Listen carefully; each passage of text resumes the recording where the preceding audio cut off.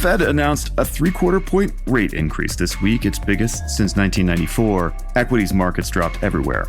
On an annualized basis, the producer price index rose 10.8% in May, down from 10.9% in April. Mortgage rates hit 5.78%, their highest since 2008. And Bitcoin bottomed out just above $20,000, having started the week at $28,000. In this edition of Commerce Code, super apps and mobile wallets. Do they have a future? A conversation from the archive with Erin Warren of Rakuten, and a look at where we stand.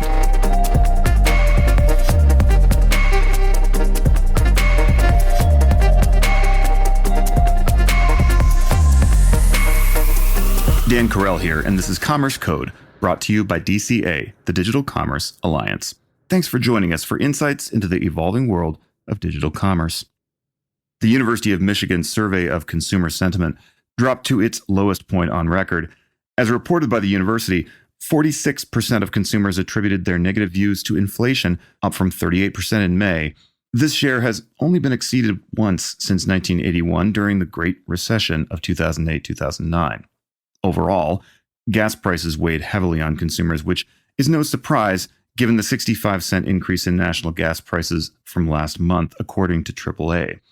Half of all consumers spontaneously mentioned gas during their interviews, compared with only 30% in May and 13% 1 year ago.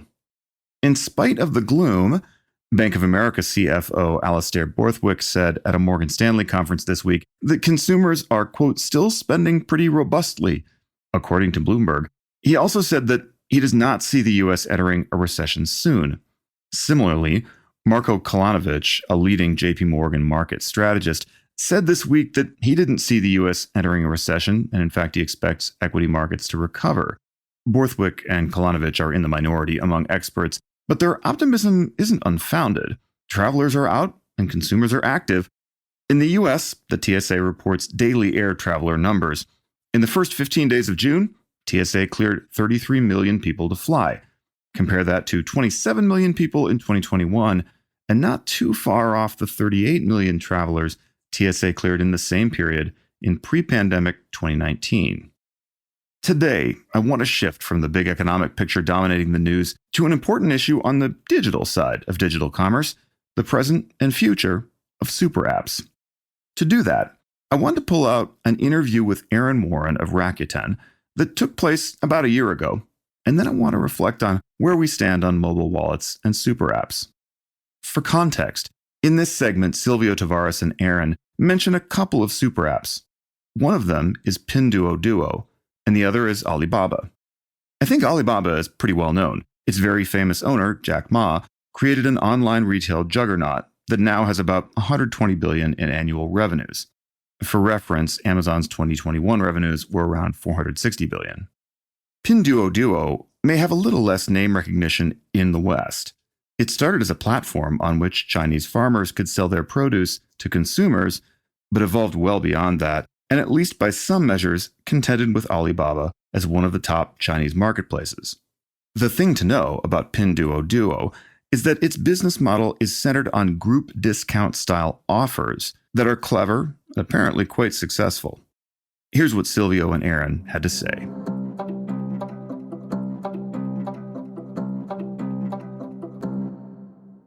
Rakuten can easily be called one of the most successful super apps in Japan, which after all is the third largest economy in the world. In Japan, Rakuten is an e-commerce company that operates one of the largest e-commerce sites. The company is also one of the top credit card issuers, owns a leading messaging app, Viber, owns one of the largest mobile phone networks, and is a leading online bookseller, not to mention one of the largest loyalty companies in the country. In short, it is a super app.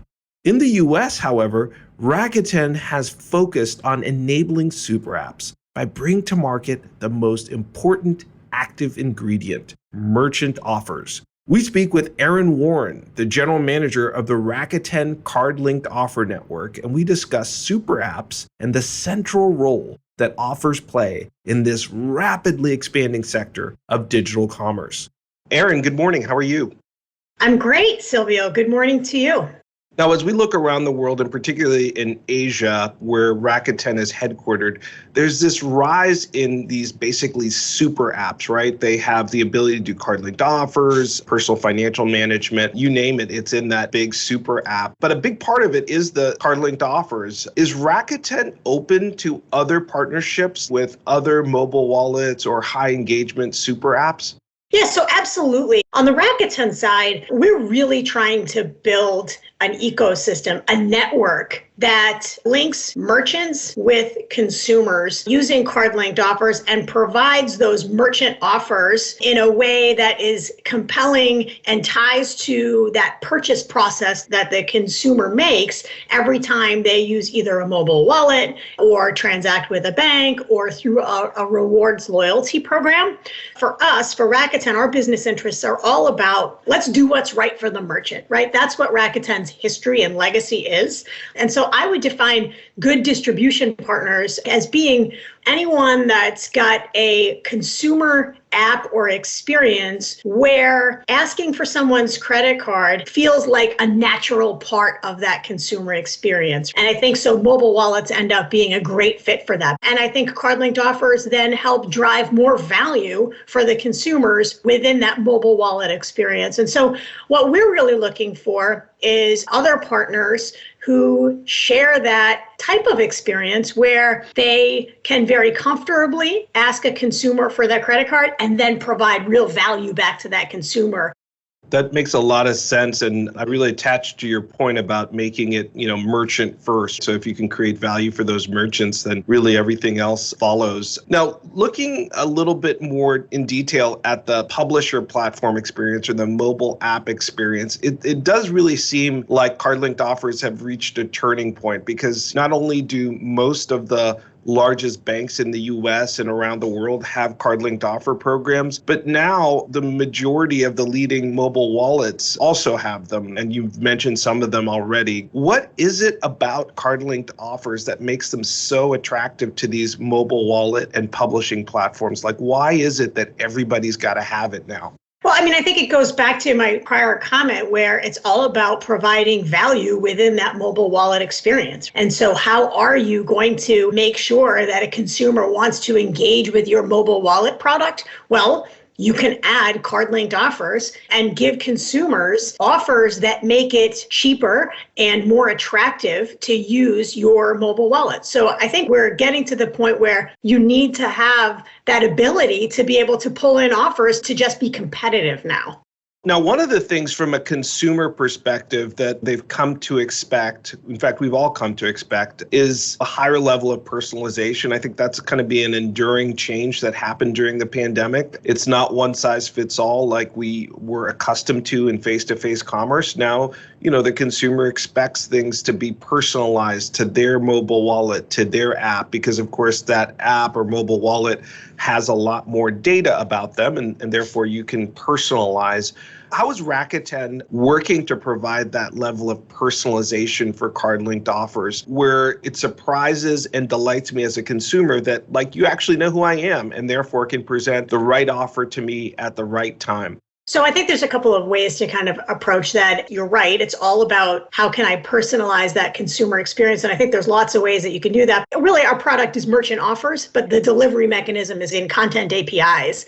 And so we're inherently flexible. We are built to be able to provide content that then these publishers can pull into their experiences and customize in ways that are relevant for their audience. So they're able to use these offer as ingredients to create customized consumer experiences that are relevant based on the front end data that they have. Moving forward, we are exploring ways of doing some targeting, and we are starting to dabble in how we can layer in more targeting and how do we use the aggregate universe of our data with our back-end services, and how do we do that in a way that's compliant and yet drives value for the consumer. So more to come on that.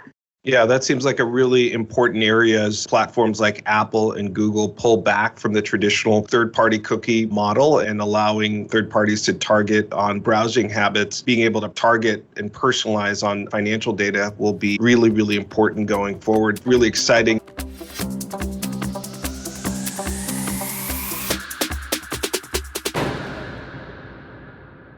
This didn't come up in Silvio's conversation with Erin, but the world's first and still reigning super app is actually WeChat, a platform serving 1.2 billion people mainly in Mandarin. WeChat is the ultimate Swiss Army knife of apps, with payments, social media, messaging, and much more. Weirdly, WeChat really took off when it released a walkie-talkie-like voice messaging system in 2011, and from there, it blasted to the moon. WeChat is owned by Tencent, one of the main tech companies in mainland China. We've got nothing in the US or Europe to rival WeChat for its ubiquity and multifunctionality. It can be nearly assumed that a Mandarin speaker with a smartphone has and uses WeChat regularly. A quick chat with some teenagers about Facebook suggests that Facebook isn't going to be the West's first super app, but the name change from Facebook to Meta wasn't for nothing. Perhaps the first super app in the West will be in the metaverse. Well, I said at the outset that I wanted to talk about the future of super apps, or at least one dimension of their future.